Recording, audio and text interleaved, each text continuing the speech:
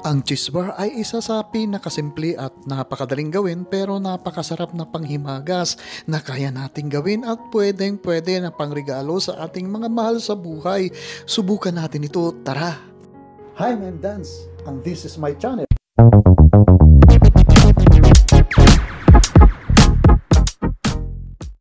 Bago po ang lahat ay handa muna natin ang ating 10 by 10 by 2 square pan with parchment paper sa ilalim at pagkatapos sa isang mixing bowl ay paghaluin natin anong 1 and 2/3 cup na all-purpose flour, 1/3 cup na cornstarch, 1/3 cup na powdered milk, 1/2 teaspoon na baking powder, imikos-mikos lang natin sandali at pagkatapos ay itabi lang muna natin.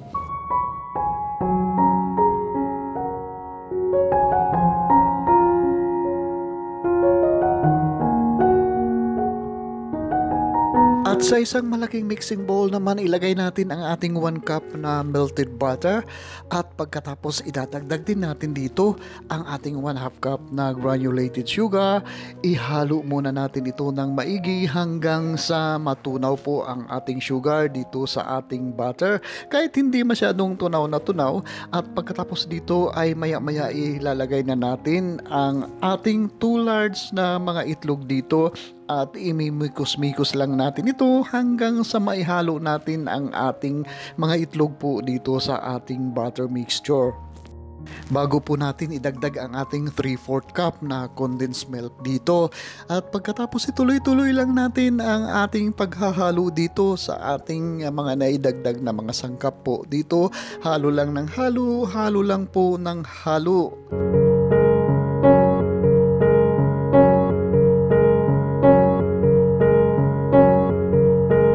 Huwag din po natin kakalimutan na idagdag ang ating 1/2 tablespoon na vanilla essence at pagkatapos ay ihalo lang po natin ito ng ihalo bago po natin idagdag ang ating dry ingredients po dito. Gradual lang po ang ating pagdagdag dito ng ating flour mixture para mas mahalo natin ng maigi ang ating butter po dito. Halo lang po ng halo, halo lang po ng halo hanggang sa ma-achieve po natin ang isang smooth na butter dito na wala na pong makikitang mga lumps po dito. Pero guys, kung ngayon lang po kayo napadaan dito sa Dance Food Park, mangyari po lamang na pakisubscribe po ang aking channel, pakiclick lang po ang subscribe button sa baba at pati na rin ang notification bell para palagi po tayong updated sa mga susunod kong video uploads. Ituloy-tuloy lang po natin ang ating pagmimix dito sa ating mixture para maging smooth po ang kalalabasan ng ating butter dito.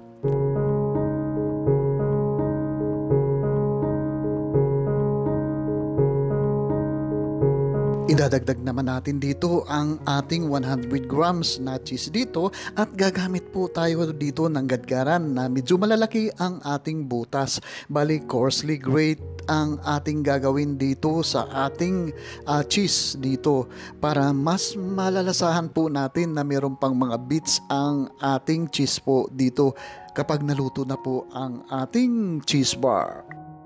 Mix lang uli hanggang sa maihalo natin ng maigi ang ating grated cheese po dito. Napakasarap po talaga ito, napaka-cheesy at napaka-creamy po, milky ang ating cheese bar po dito.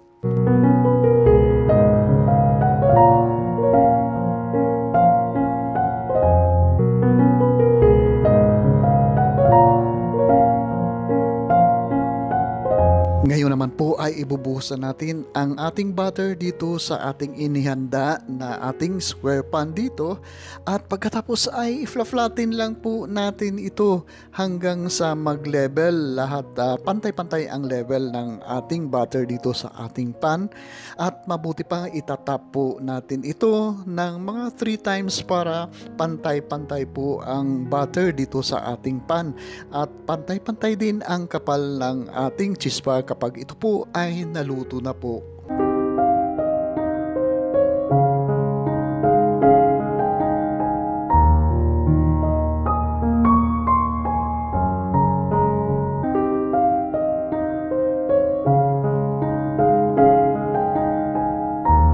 Pero bago bago po natin i-bake ang ating cheese bar ay gadgaran po natin uli ito ng ating cheese dito sa ibabaw, pero mas maliliit na po ang hibla ng ating grated cheese po dito sa ibabaw para magkaroon ng traces ng cheese dito sa ibabaw.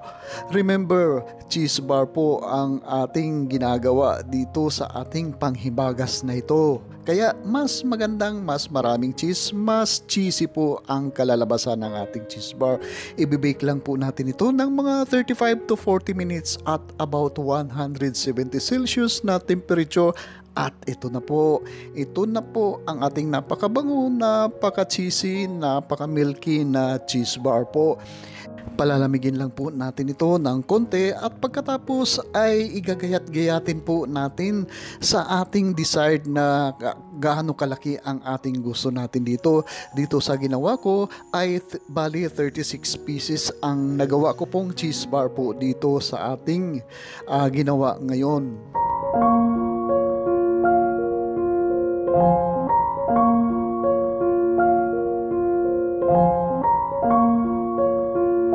Guys, kung meron po kayong mga comments or kung meron po kayong mga request na recipe, paki-post lang po sa comment section sa baba at sisikapin natin na tugunan ito. At tulad ng sabi ko kanina, kung ngayon lang po kayo napadaan dito sa Dan's Food Park, mangyari po lamang na paki-subscribe po ang aking channel, paki-click lang po ang subscribe button sa baba at pati na rin ang notification bell para palagi po tayong updated sa mga susunod kong video uploads. Maraming salamat po sa inyong panonood. Hanggang sa muli. Bye-bye!